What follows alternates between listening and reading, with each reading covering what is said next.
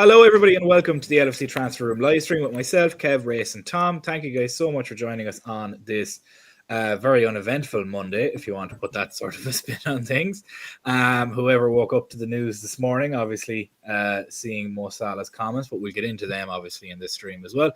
If you haven't done so already, make sure to like and subscribe. Make sure you have your notifications on so that you never miss out on any streams or videos that we will do. We are live every day from 7:30 p.m. We'll be live tomorrow again from our pre-game stream before our match against Real Madrid on Wednesday, who are missing a gaggle of players for that game, but that's going to be an interesting one. But I suppose we may as well talk about the elephant in the room, as I see the comments coming in already.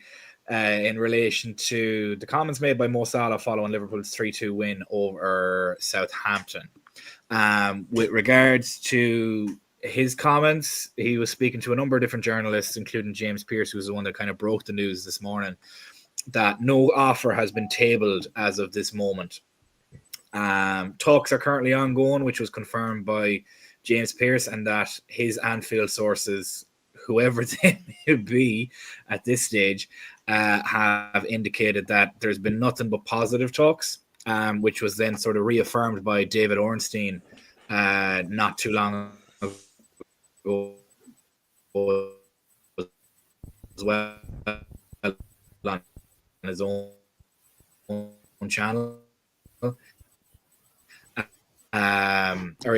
so he commented on an Anfield sector post, but we it's there.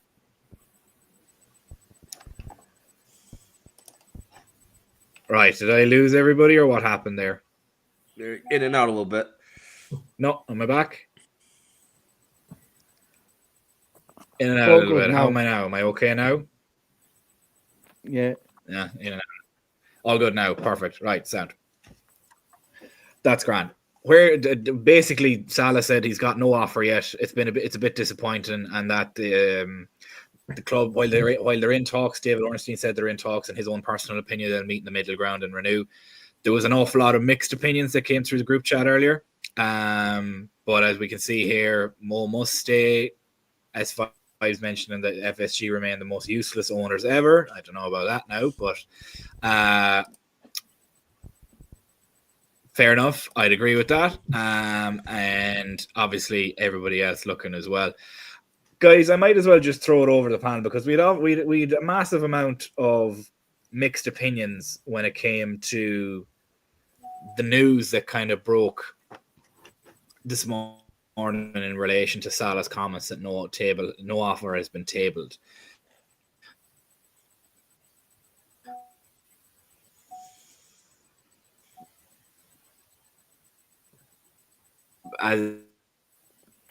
Lost you again, Stink.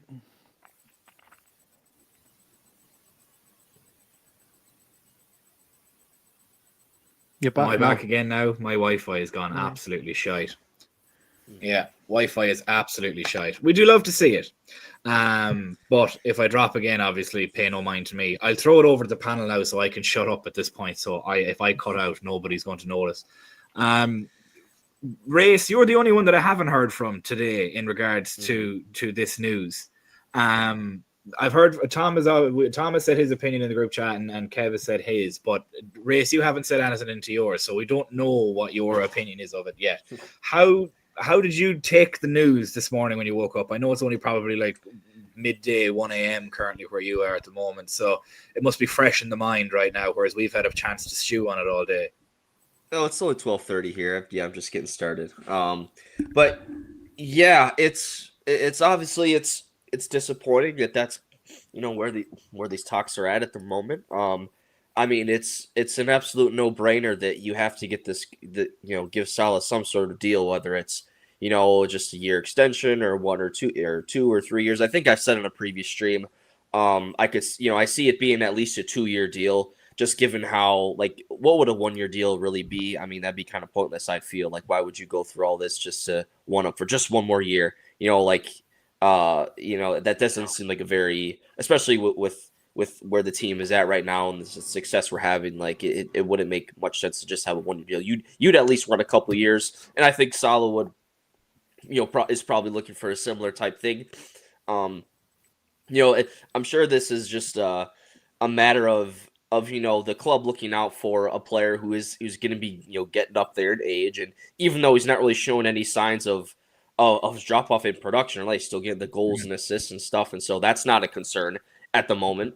You can see like he's obviously not the same pace he was. He's a few steps back, but again, he's still absolutely world class. So there's no reservations in how he plays on the field. So I wonder if the club are just in a spot of like, they don't want to pay this much or give this type of deal out to an older player. But then again, this is a special circumstance. Like if for another player that might make sense, but for Salah with what he's shown and doing for this club, like I don't really have much concern that he's going to have this sort of drop off in form or production. So the longer this kind of continues to play out, and the more there's some comments on it and such, I don't like to see it.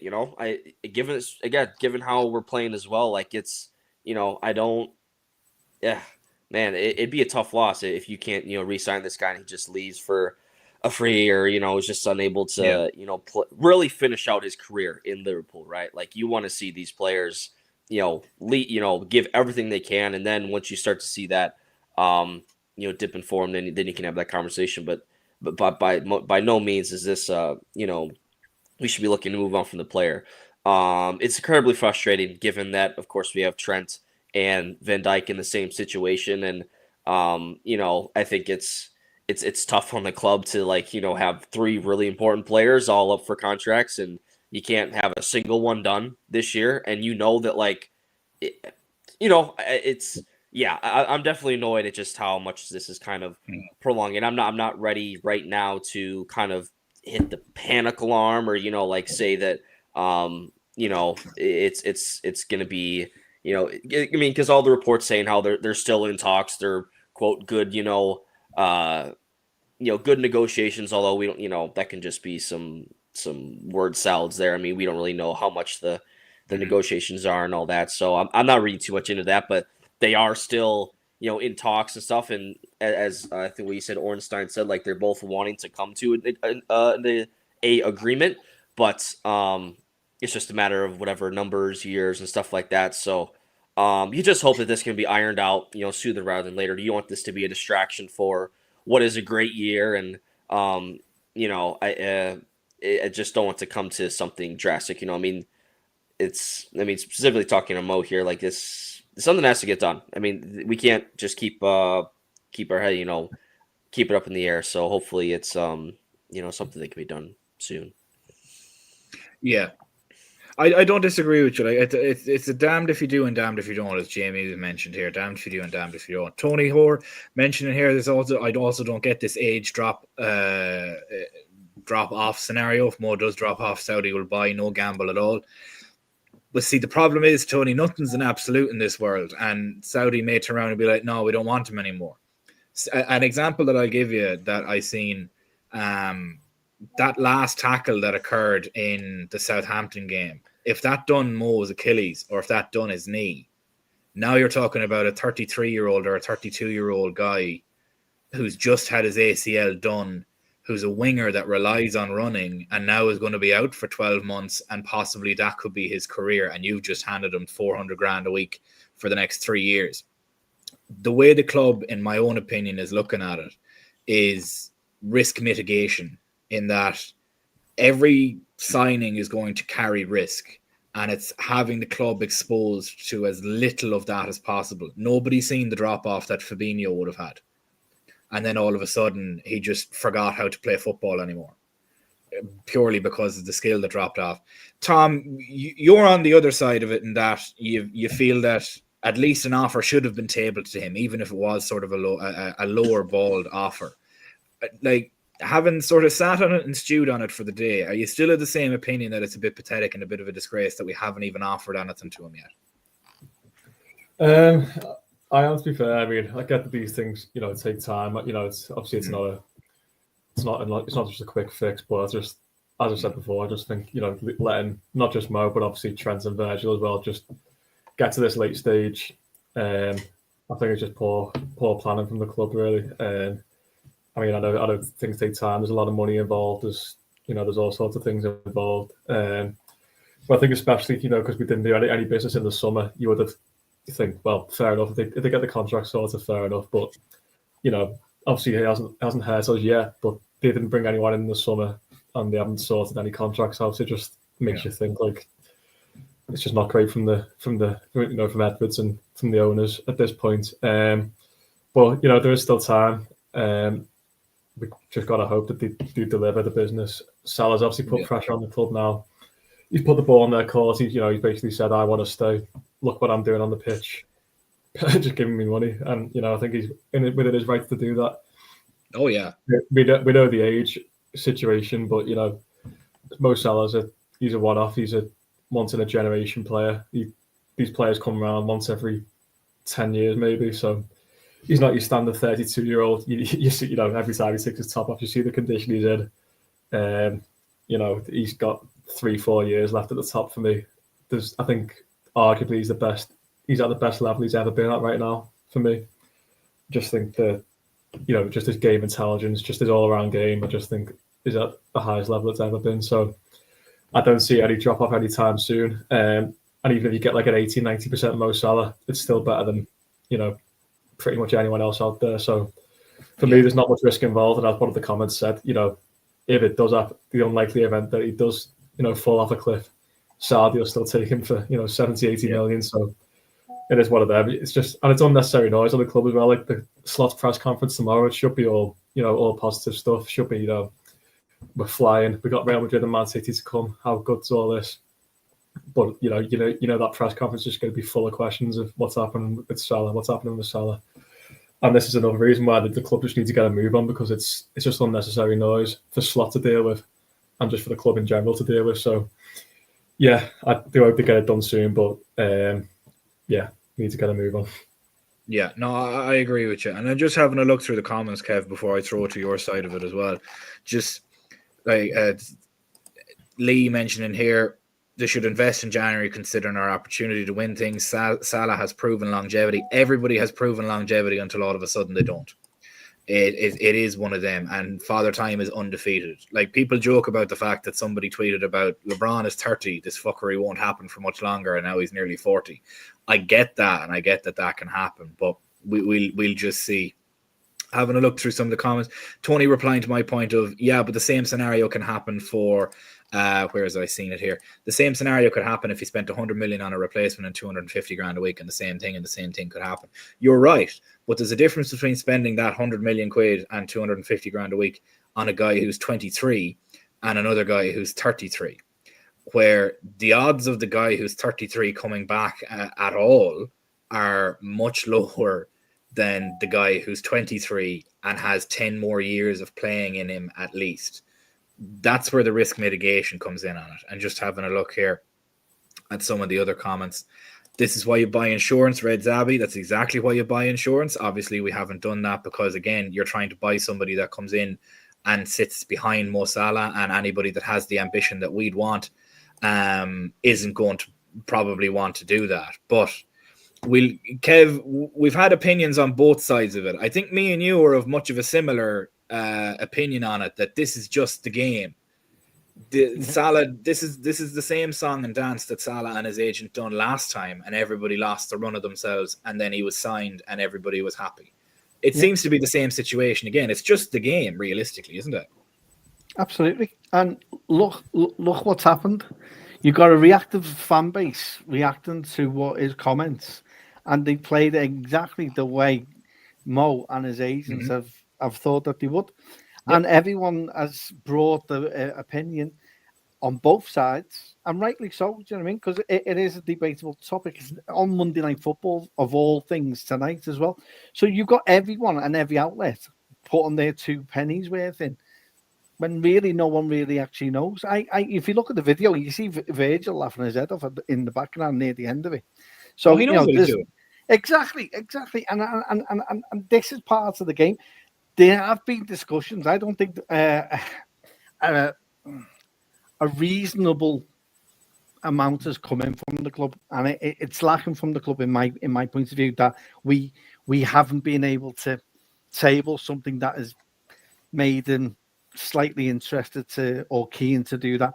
I think we're playing the hardball game. I think, as I said, the question that the hierarchy are probably asking themselves is it a risk to give someone the contract that Mo's given when you could probably go out and get a Maurice or whoever as a right wing back, a right winger who could be at the club for 10 years. And it comes down to that old adage, if you take the footballer out in the sense of, well, what do? Do you invest in that old person, or do you invest it in young youth?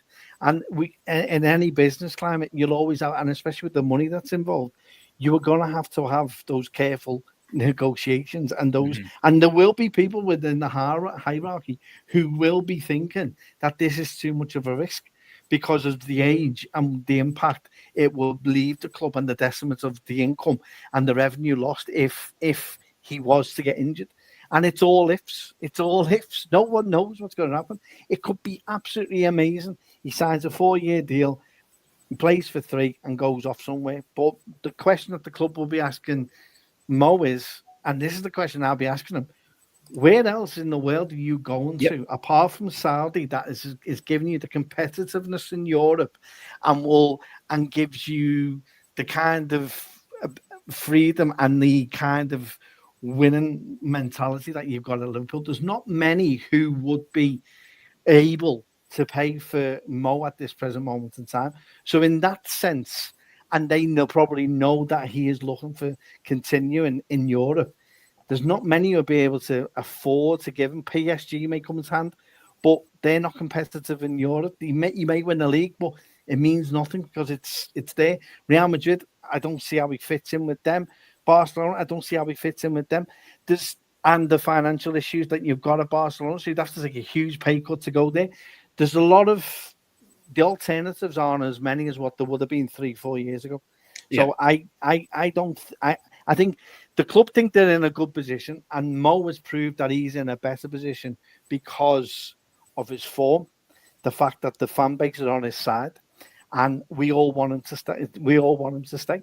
So he knows that it's just a ploy just to get them around and say, well, I think Glenn mentioned it earlier in one of the comments. I think you're not hearing much from Virgil and Trent, which means that they may be a little bit closer. I think he probably he's done this to get them around the table, just to come to the table. I think it may be cryptic to them to be saying to the club, look, we want us to get this sorted and resolved. I think he can stay at the club as long for the next 3 years. If he does, he's got a good chance of getting close to Alan Shearer's record in the Premier League. Yeah. And I think that's what he's looking for. And I think that's the only motivation that Mo wants at this moment, to have that at the club. And I don't think there's many other clubs he could go to that could give him the kind of benefits that he's getting at Liverpool and how well this team is playing at the minute. It's just a shame it's in a big week, as Tom said, and it's taken the shine off what is a big week for us that we all want as fans, and we're happy to have, unfortunate to have at the minute. And it's great that it's early in Slot's tenure that he's got this already in his locker, and we'll be able to see how good he is. But for me, I want him to stay. I think we all do. But at the end of the day, it is what it is. There's nothing you can do about it. But no, it's just a big game at the minute, and I'm just going to sit back with my popcorn and see what happens. So happy days. Yeah, it's something that I seen quite interesting, and I know it might ring true for yourself, Kev. I think me and you I'll describe us as the elder statesmen of the panel today. I've heard so many times that a player is irreplaceable. I'm sure you have as well, and yet we've always found somebody to replace them. I'm sure you've heard it about so many players over the years, and we have as well. You look at the great players we've had. We've been blessed with the players that we've had, by the way, and that's going back from when Shankly was here all the way through up to about Rafa, and even then we still had Stevie G. We've had the best players. We've been blessed in every position. There's not one position that we can say we haven't had the best player in, because we have. And we all lose our heads. We lost our heads when McManaman decided to go. We lost our heads when Michael Owen went. We lost our heads that he actually thought that he was going to a better club. It's baffling how many times we have these scenarios. It is. Suarez was the last one. You know what I mean? no, Suarez will never be replaced. I think we've replaced them, and even more with what Salah's doing. Salah to me is Messi. Yeah. He is the closest any club's got to a Messi. He's that consistent. And he's one of the best in the world at this present moment in time in his position. And he's not a striker; he's a winger, which is madness. So, exactly. And the only consistency we've seen at this club of that level is probably Ian Rush in the 80s, who was scoring, but he was a striker, not an actual winger. So it goes to say that, you know, what he's doing is absolutely unbelievable at the club, and he deserves all the accolades. I think he's underrated by a lot of pundits. I think a lot of people don't give him what word am I looking for? They don't give him the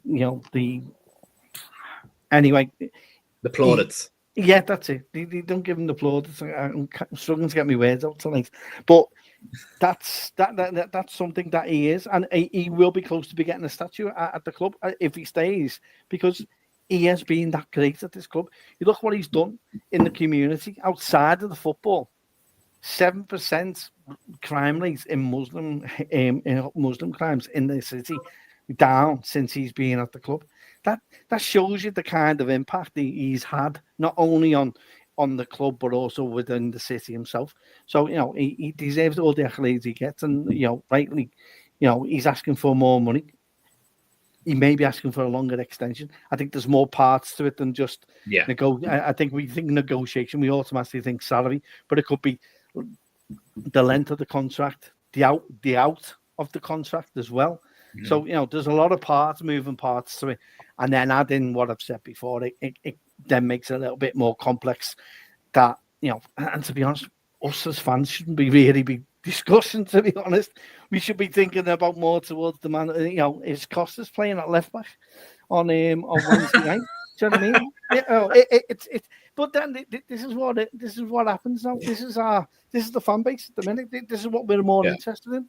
We're all interested in the finances of the club and all like that. But, you know, you look at Mo Salah, 67% of our goals this season, and if he hadn't scored those 17 goals, we end up in 14th. That proves how vital he is to this team at this current moment in time, and the long may it continue. Yeah, I don't disagree with you. I think it's David Ornstein, I think, said it best. I'm just reading out his quote here. It's clear Salah wants to stay at LFC and vice versa, but it will come down to whether LFC will/can meet his expectations. I hear talks are positive, even if no formal offer has landed to date. This is not as simple as it might seem, and there are many factors. But Salah remains world-class on the pitch, plus is showing no sign of slowing down. His conduct off the field is said to be exemplary, as you said, Kevin, and I have no disagreements with that whatsoever. And he'd surely have his pick of clubs when he went on the market. Personal opinion from David Ornstein, they'll eventually agree to renew. And just want to have a look up through some of the comments here before I go on to it, because everybody's had their own piece on that. And obviously here we've Glenn mentioning about the risk mitigation. I get what you're saying, but I think it depends on the player. Salah's once off. He's a freak of nature as an athlete. I think risking Salah, even if an injury happened along the way, he could come back from an injury. So I believe player, I believe, are built different. Some players, I believe, are built different, I'm assuming is what he's saying. He's once of a generation like a Messi or a Ronaldo. I agree with you, but then again, the reason that I'm saying the club are looking at this, as Kev mentioned, they're taking the footballer out of it. And they're looking at this as a depreciating asset. And because age-wise, because that's what it is, they're looking at it as a depreciating asset that will end up having to be replaced in 3 or 4 years, regardless of what happens now, one way or another. He's either going to be replaced now or we're going to kick the can down the road and he needs to be replaced in 3 or 4 years' time. One of those outcomes is going to happen. And so because of that, the issue then becomes, right, well, now do we make the move now, or do we make the move in 3 or 4 years' time? Because nobody's seen Fabinho's drop-off coming. Nobody's seen any of that kind of drop-off coming. Nobody knows the cliff is there until you're already over the edge of it, which is the problem. And I completely understand where people on Tom's side of the fence will be coming across, where they're like, the club should just offer him a deal. He deserves the deal and everything like that. But it needs to be appreciated as well that if this was as simple as it's being made out to be, then in that instance, it would have been sorted weeks ago. And I think the club are doing a fantastic job at this from the standpoint of negotiations. And Salah's doing his unbelievable job as well. Salah's gotten the public pressure on his side, and the club are basically playing hardball, and they're going to eventually meet in the middle, and it'll be fine. But the club are essentially, I guarantee you, the club are sat there thinking, where are you going to go? You're not going to go to Bayern Munich. We list the teams off the top of my head that'll probably contribute in Europe over the next number of years. Willem was speaking to me earlier about it, and he said with Van Dijk as well that Inter and Juve, I don't even think they'd even be options with regards to competing for a Champions League. PSG even as well, as Kev mentioned. They're grand winning the league, but again, you're going to take a massive pay cut to go there because of their TV rights too. Real Madrid, Rodrigo's right wing. He's not getting in there. Bayern Munich, they just got Olise. He's not going to get in there. And I'm not saying he's not going to get in because he's not as good. I'm saying he's not going to get in because they've invested in young talent that's 21 and 22 and 23 years old.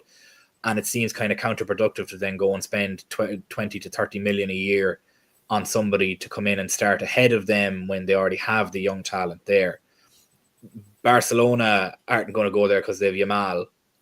And after that, I'm trying to think there's nobody else realistically. So the club is using that to their advantage. And similarly with the Trent and the Van Dijk situation, I'd imagine too, where it's like, where do you go from here?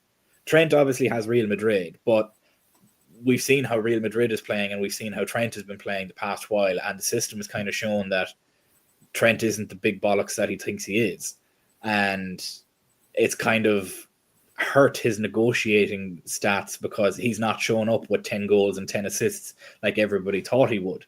Now, bear in mind, he's been injured a little bit as well, but it's a strange one, and hopefully it gets resolved. But Tom or Ray, do either of you have any further opinions on it? We could talk all night about this realistically, but I think we'd only be banging our heads against the wall. Before we move on, because myself and Kev have talked for a good bit and you guys have sat silent, so I kind of want to throw some options out there. And just before you do, Derek mentioned in here with the MLS and Saudi, they're not going to provide him with the competitive edge that he wants. That's the problem. So Saudi and MLS are his only other options, but no major Euro trophies there, is exactly as you mentioned. He can go to the MLS and get paid out of his arse. He can go to Saudi and get paid out of his arse, but he's going to be sat there scoring goals for fun and having zero competitive side of it. Tom or Race, is there anything more that needs to be added to this realistically? Because it's one of them that it's just, I don't know. You're going to be waiting a while on this to find out how it's going to work. And does anybody think he's going to sign anywhere in January?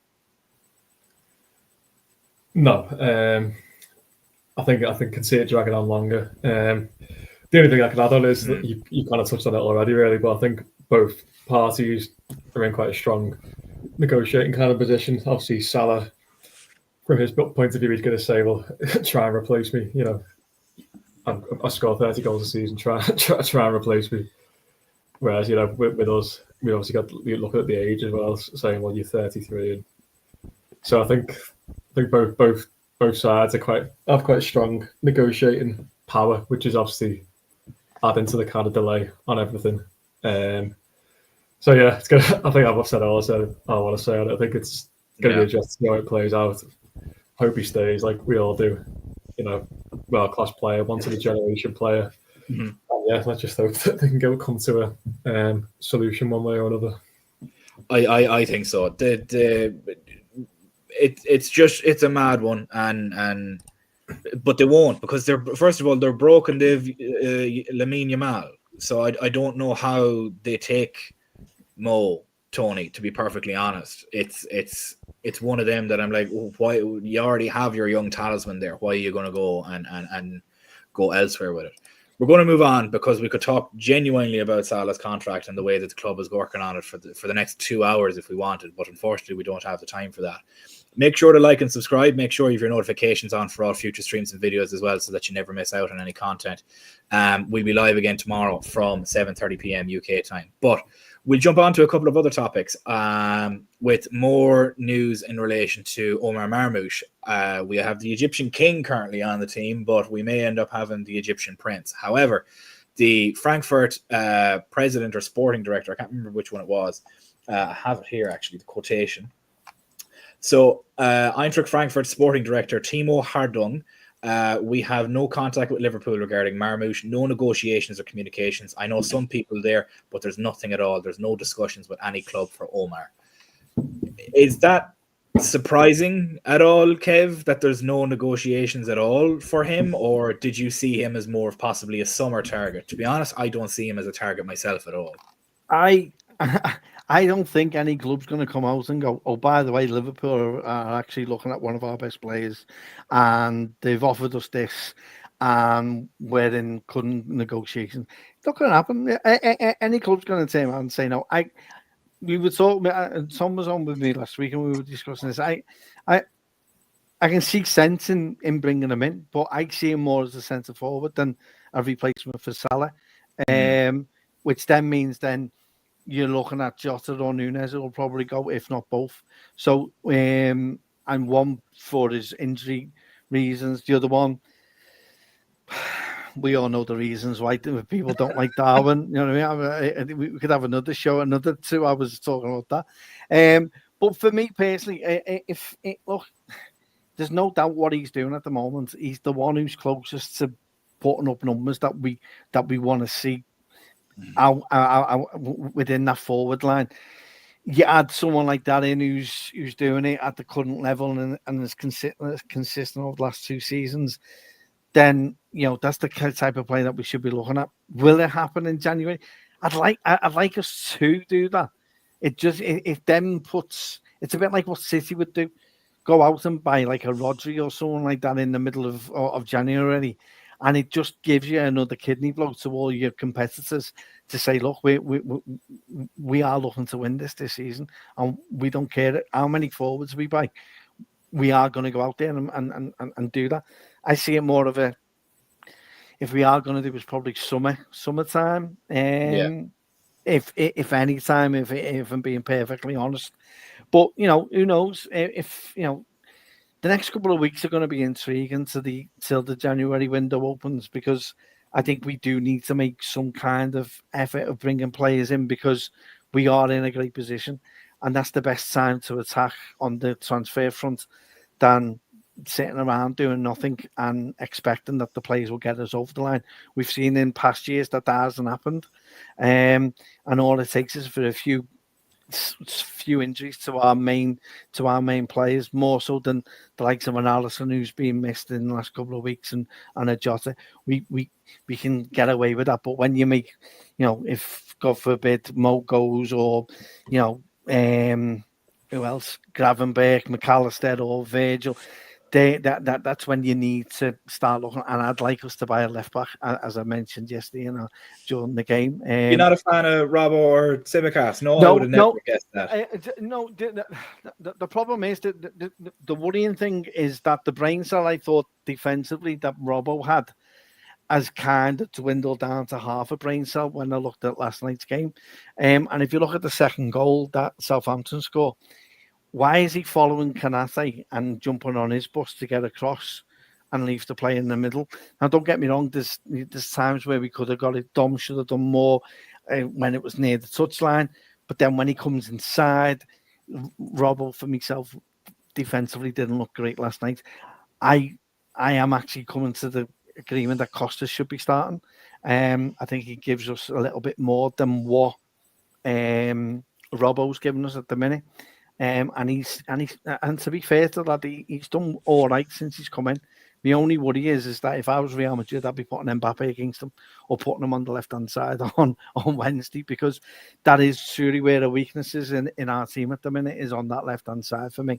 And it's worrying that, and it's sad in a way that is the case. That's why I'll be going all out to get a left-back and possibly a midfielder in January for me. Yeah. No, I don't disagree with you. I think it possibly might be a weak point. And to be honest, as Jamie Hughes mentions it here, I'd put Joe Gomez in there at left back on Wednesday. I think that'd probably be the best option. I think that'd be the best option, especially considering I think Real Madrid's front line is meant to be Arda Güler, Mbappe, and Brahim Diaz. Considering that Vinny Jr. is injured for the next 3 weeks, and that's their front line. I don't know what Rodrigo's injured as well, so he's missing from there. Race, with regards to Omar Marmoush, are you worried that he'd be a one-season wonder, considering how massively he's outperforming his XG currently at the moment? I don't think I'd have too much concern with that. I mean, look, I don't think, you mentioned the XG, just sometimes that's not the word. It's good that you're overperforming and you want to get gold and stuff. Like, I don't think you'll ever complain about a player like that. Yeah. It's not I will say it's not surprising that there really hasn't been, any negotiation, given that, we can't even sort out our current, winger situation with Salah. So how are we going to figure out another one with another team, So we kind of have a couple things to deal with, and this is, just part of the, looking at targets. If Salah does leave, there has to be someone brought in, whether it's a younger player who you're looking to develop, or an older player, a little more proven, like Marmoush would be, I would say, just given that he's been playing in the Bundesliga for quite some time, and what is he? He'll be 26, by next summer. So you bring in a player that's, ready to kind of play in, week out. As far as a one season wonder, I don't have too much, I wouldn't mind the move or looking into this move and just, if this would be the fit or not. Just obviously, with the Egyptian connection, it's kind of a interesting thing. But as we've done in the past, we've taken players from lower leagues and developed them and made them into world-class players. So again, I still remain confident in whoever we bring in, won't be a flop or won't be a bad move or anything like that, especially with our the front office that we have, back in the swing of things. So I really wouldn't have too much concern. I'd be curious to see, just how the fit with us, kind of our attacking line, because we do have a lot of options. And of course, not just Salah too, but of course Nunez, like, what's his status on is he, this is kind of a make or break season for him, I think, or, you really got to start proving something. And I know, obviously, we could say time and time again, the goals and the assists maybe aren't there, but the work rate is there, and his finishing obviously needs to be worked on and stuff, but he does so many other things well. And he, there's a whole conversation with that, but I still am confident that, whoever we bring in, is going to be, a decent contributor for us for more than just 1 year. I don't think, we're in the business of signing someone that's not going to, work out, basically. Yeah. Tom, there's somebody else that has also been mentioned, obviously, by Florian Plettenberg with relation to a possible signing. Like, to me, this one seems the most likely out of the lot to happen in January, with Ryan Cherki from Olympic Lyon. Considering how badly stuck they are for cash, they're 500 million in debt, they're going to get relegated, and they're going to have a transfer ban thrown against them. There could be a lot of players leaving them this January window to go to teams and embed in teams rather than waiting until summer. That's another one, along with Omar Marmoush, that possibly could be coming in. Kevin's mentioned, obviously, he wants a left back. Where are you fixated on it? Are you still of the mind we need another DM, or is it a midfielder in general that will allow extra rotation, or is it a left back is the main thing that's needed in January? Where do you see the target area for us that should be there in January when it comes to a signing?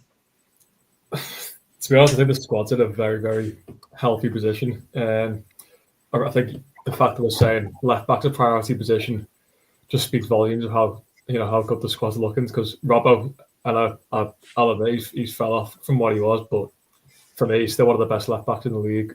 So if that's a priority position, that just shows you how good the squad is at the moment. I think we're covered in all. Honestly, I think we're covered in all departments. To be honest with you, I'd say left back, and if you're really being picky, maybe a striker. Obviously Jota's just can't stay fit, and Nunez, we know he can have his good games, but he has his bad games. He's just up and down. So I think maybe like a top class striker. if you're really being picky. But yeah, I really don't think we're desperate for anything. Do you think that could be Marmoush though, if you wanted to get a striker in January? I don't know what I'm not sold on Marmoush, to be honest with you. I don't know what it is. I'm not either personally. No, I haven't seen enough to convince me that he's. That's my own opinion of it as well. It's the fact that he's really outperforming his XG currently at the moment is the issue for me. Like last season, his goals per 90 was 0.4 per 90, and his XG per 90 was 0.39, which is how you'd expect the law of averages to work on that. He's expected to get 0.39 goals per 90, so he gets 0.4, so he's just slightly outdoing it. But this season, his expected goals are 0.42 per 90, and he's getting 0.97 per 90. So he's doubling what his expected is meant to be. And the laws of averages that's going to swing back massively the other way. And if you don't, and if him moving from the Bundesliga to a harder league in the Premier League, you're going to have another knockdown on top of that. Because I think last season he had 17 goals overall across all competitions. And then this season now, he's eclipsed that already. So, like, even with, I think, Tom, me and you are on the same wavelength of that it's just, it just seems too good to be true, and it probably is.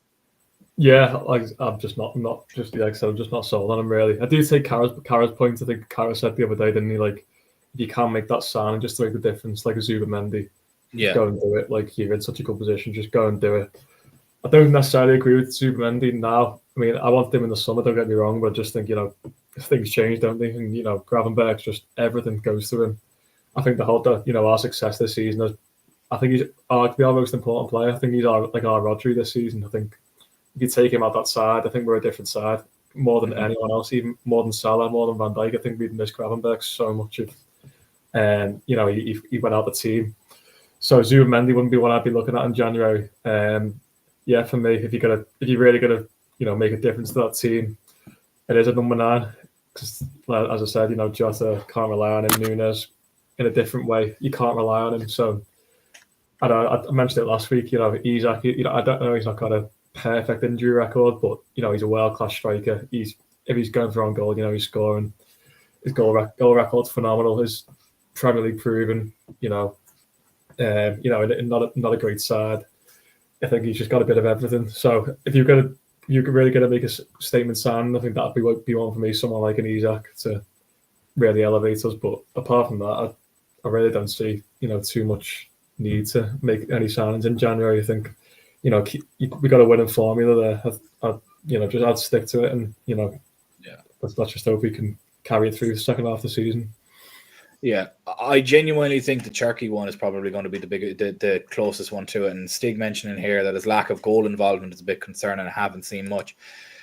His assists and his passing and his dribbling. Imagine the best way to describe it. Imagine a Harvey Elliott who's French-Italian is probably the best way to describe it. That's essentially what he is. He's a 21-year-old, 5'9" attacking midfielder that's a dribbling monster, and could very easily come in and do a similar job to the likes of Harvey Elliott. You have somebody like Dom and everything like that, but it'll be interesting to see how, when Harvey Elliott is fully fit, how things go.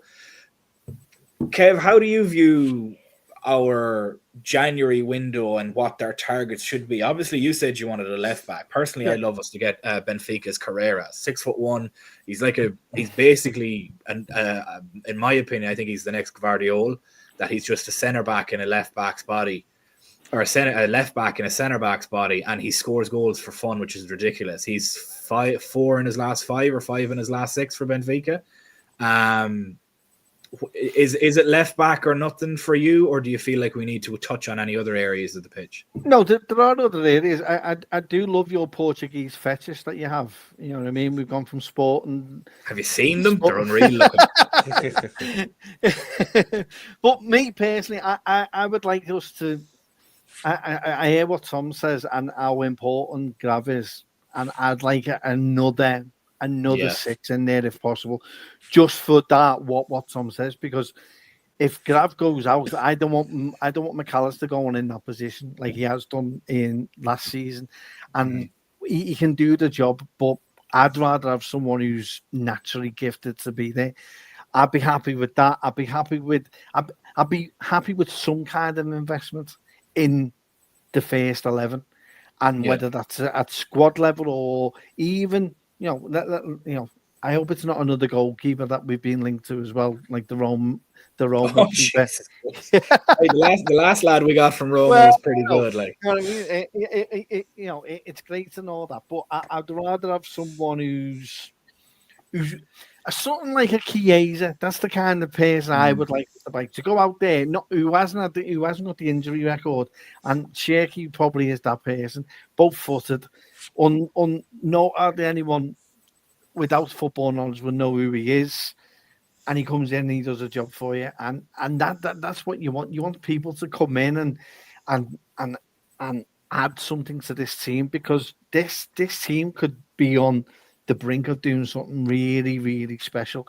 And I think if we buy in the right places and the key places and know where our weaknesses are and try and make them better, I don't think then there's a play that you could look at our. Ideally, you want to look at that start 11 and think we haven't got a weakness in any spot. At the minute, I can see a couple. I think centre mid, we will be vulnerable if we had an injury there. Left back, as I've mentioned, you know what I mean. That's what we need to be focused on in the transfer window, and I hope we are. And I hope we are like it's surgical. We go in, get what we want, get it done, and then we keep adding to it, and it just gives everyone a bit of a lift. It's refreshing to see. You see what happened when we brought Gappo in.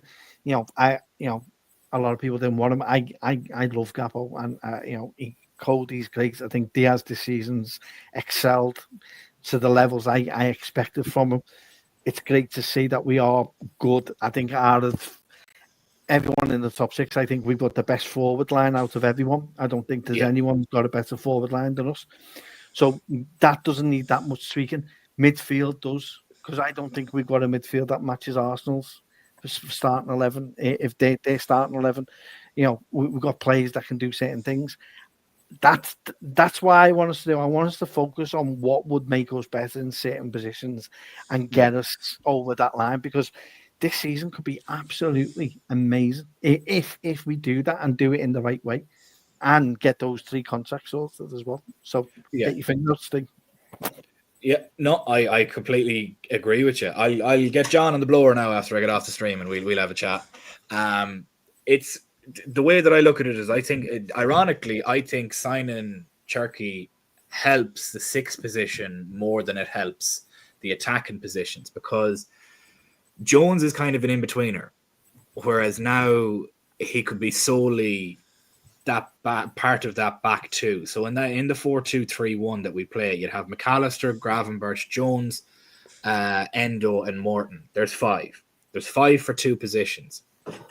I think the problem is that we've played the likes of Grav and McAllister have played those extra minutes because we had to play Brighton and West Ham in the Carabao Cup. If we were playing the lower level sides, I guarantee you they weren't playing those games. Similarly, I think it was the Brighton. Was it the Brighton game? I'm nearly sure it was the Brighton game that Gravenberch just wasn't even in the squad, and Trent wasn't even in the squad. So therefore, they had that night off essentially. So the problem with that is who are you going to find to back up Grav? Realistically, who's going to? Because where we'd be shopping is players who are currently starters for their own team, albeit in a smaller team, and are now having to come in and be a backup in our team. Whereas a different team might be able to offer them starter minutes. Lenny Yoro is a perfect example of that.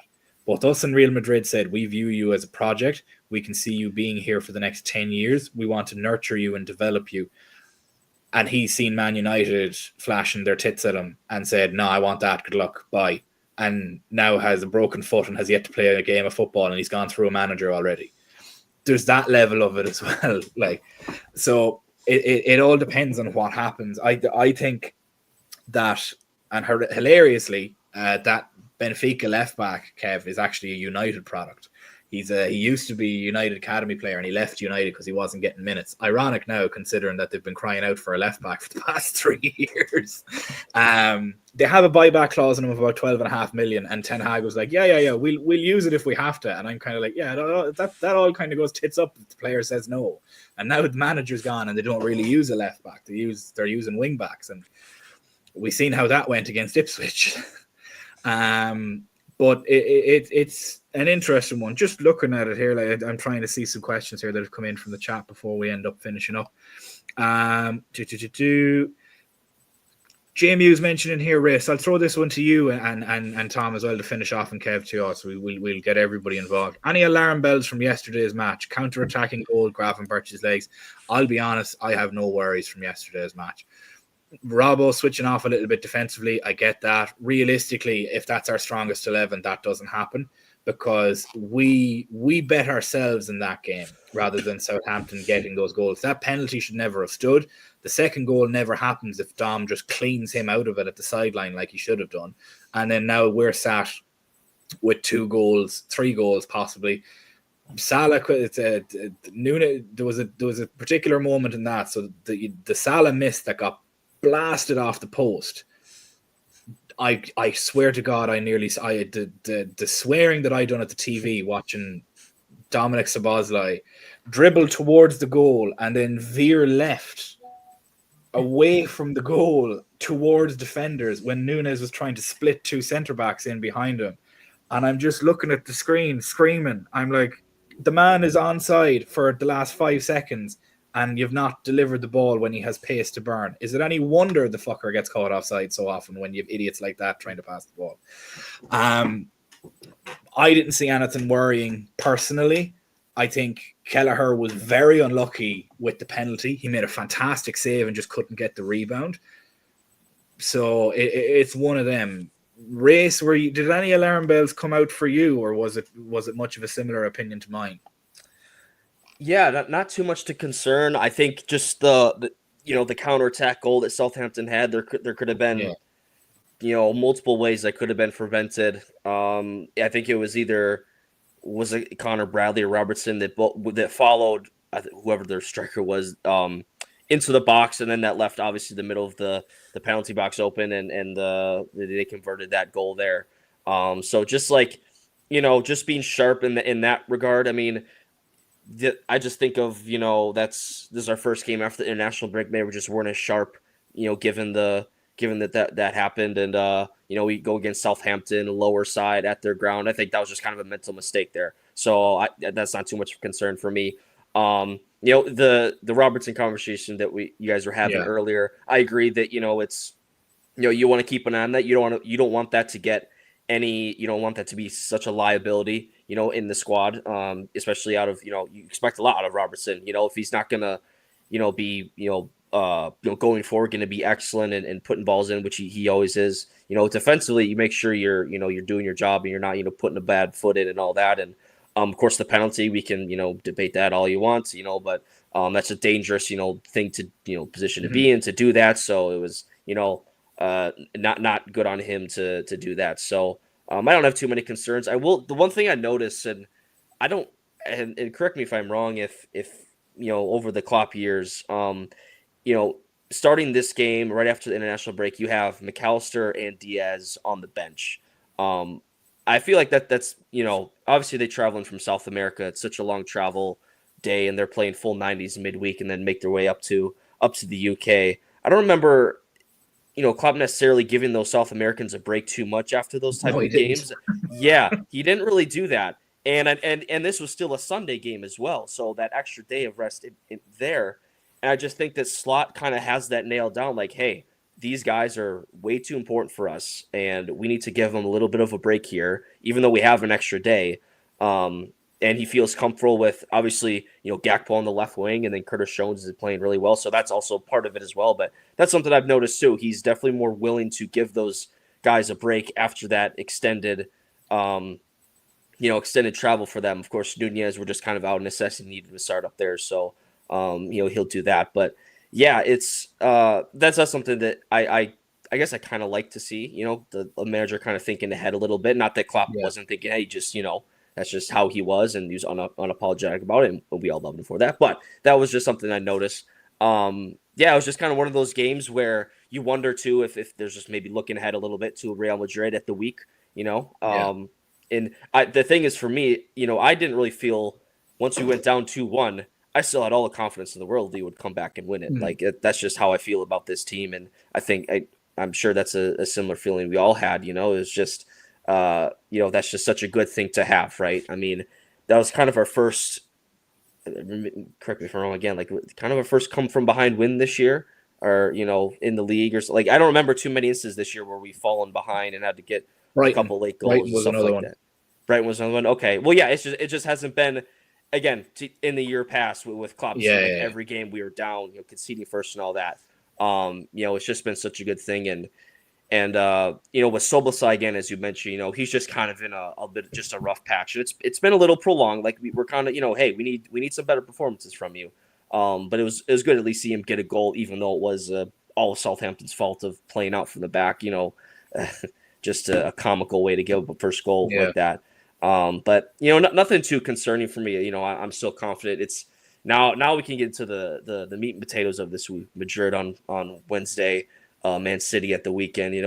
I'm really looking forward to this, and big picture, I think this week is going to tell us all we need to know about what this team's ambitions are for this season, and because the two teams that have arguably defined this era, Liverpool, or prevented us from becoming such a massively successful club, Real Madrid in the Champions League, and then Man City in the league. I think it's symbolic. It's how it should be. Both these teams in the week, both have them at home.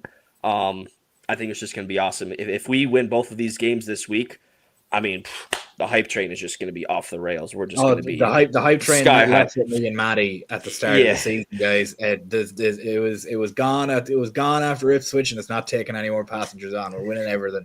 Tom, similar question to Race.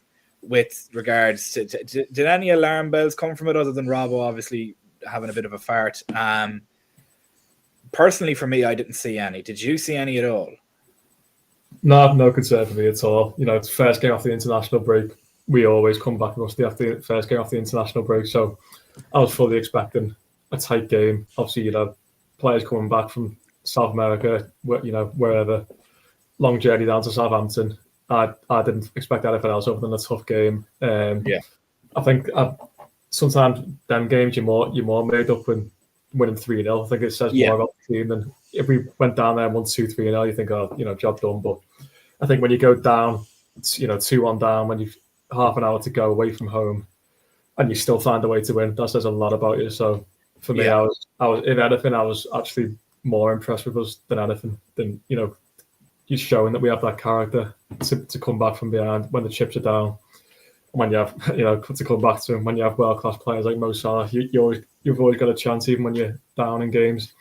Never panicked yesterday, even when we were 2-1 down. I just thought we could go up a few gears here and we'll do the business. And never really panicking. So, obviously you had the Robbo situation, which, no one could tell me that was outside, inside the box. That was clear as day outside the box for me.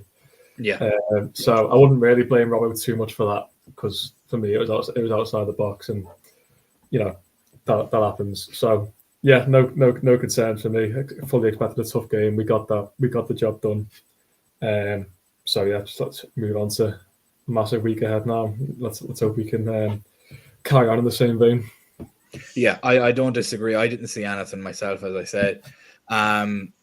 Kev, other than your favorite left back in that game, but again, like, one thing that is to be said, winning ugly is an important parameter of a championship side, and going away from home after an international break to the other end of the country in less than ideal conditions, with not everybody starting, you're missing Trent Alexander-Arnold, you're missing Alisson, you're missing Jota, you're missing Chiesa. Like, that's our four players. Harvey Elliott didn't get a look in, and then decisions are going against you. This same game last season, we capitulate and we lose 2-1, and now here we are, almost refreshed, I suppose is probably the best word, and winning 3-2 after just digging in and pulling out a result, which is what you've seen us do an awful lot in the year that we won the Premier League. You did. But what was worrying for me is the individual errors I saw yesterday. Virgil running out with the ball that leads to Robbo making a dubious mistake on the edge of his box and gives the opportunity for VAR to come in and give the decision as he does.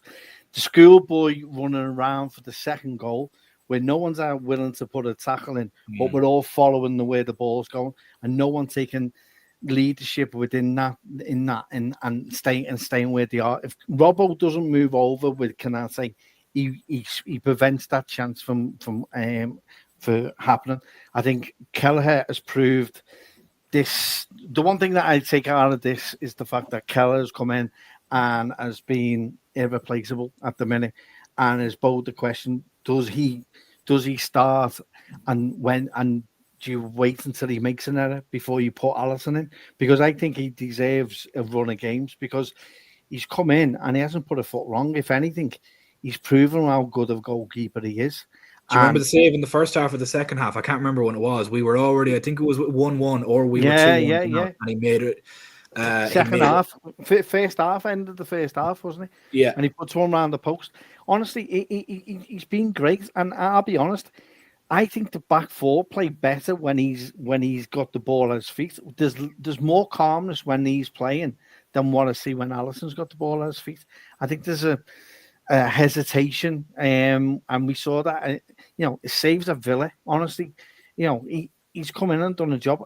We need to negate these individual errors that we're making in these games, because at some point that's going to bite us on the backside. It's great that we in the mentality, and it shows the mentality the players have got, but the individual errors, Virgil for me running out with the ball when there was no need for him to do so, then puts pressure on the back four, leaves it open, and Robbo makes the decision to put his foot in. Whether it's inside or out, you don't give the referee the opportunity to give a penalty and VAR not to turn it over. Either way, that shouldn't be happening. And then Dom needs to learn how to tackle and take one for the team personally for the second. And then also in the final third is our. It seems as though it's only Mo that passes the ball to Nunes. It seems like, because no one else will pay him the ball. As you said at the start, you were kicking off because Nunes is. We all see it, but no one is willing in that final third to do something about it. Our final third choices have to improve in certain games, and Southampton are that type of team that could have bit us on the backside yesterday, and they came close to it. But I think the longer the game went on, I agree with Tom. The longer the game went on, we always knew we were going to get back into it, but we got ourselves there due to us being in. I reckon going down to their level of play, and I think that can happen. We had that much of the ball that if they were going to score, it was always going to be an error from us, and that's what happens. So and there was 2 errors for their 2 goals. Take them away. It's a great performance. Don't get me wrong. We'll look back at it and we'll go, do you know what? It's one of the reasons why we won the league this season. But we need to negate them. We've got a big week coming up when we can ill afford to have those mistakes going forward. Canate getting stupid booking, Bradley getting a booking straight away in the first couple of minutes of the game. Again, it's game management. You've got it under, and that's where I look at it. It's probably me being fickle and me being old and stupid, and but that's but it's right, because that kind of stuff lasts for a season, because it's grand making those mistakes against somebody like a Southampton that you can capitalize on. But I can guarantee you, a team like Madrid or City is going to punish you 3 times harder. Yeah, exactly. And that's the way I look at it. But again, apart from that, there was no other. I'm quite happy with our forward line. You can always guarantee we will have options to score, and we'll always have that, and we'll always create. So that will always come back to us. But individual errors, we need to negate as many of them as possible. Yeah. And the more we do that, the more we can concentrate on winning the game the way we should do, and emphatically, rather than winning it in the last minute or winning it via penalty. But we should have been well out of sight, to be honest, especially in the first half, the way their keeper was playing. But all good. Exactly. I've the only complaints is I had no complaints. You have your individual errors, but I'll chalk that up to rustiness coming back from international break. And I can guarantee you, what was funny about it is in the second half, it's Robbo came out like a man possessed. It's almost this slot took him aside and absolutely bet the shit out of him in the dressing room and got on him for that tackle. And he played fantastically all the way up until the second goal when he fucked it and then let the player in behind him. So I guarantee he got another hairdryer treatment after the game too. But we're going to leave it there, guys. Just gone over the hour mark. Make sure to like and subscribe if you haven't done so already. Make sure you have your notifications on so that you never miss out on any of the streams. We appreciate everybody getting involved in the chat and everybody offering their opinions. Make sure to stick around for tomorrow as well when we have a pre-game stream setting up for the Real Madrid match. Other than that, from myself, Race, Tom, and Kev, thank you guys so much for joining us on this Monday evening. We hope everybody has a wonderful rest of their week. We'll see you guys next time. Bye-bye.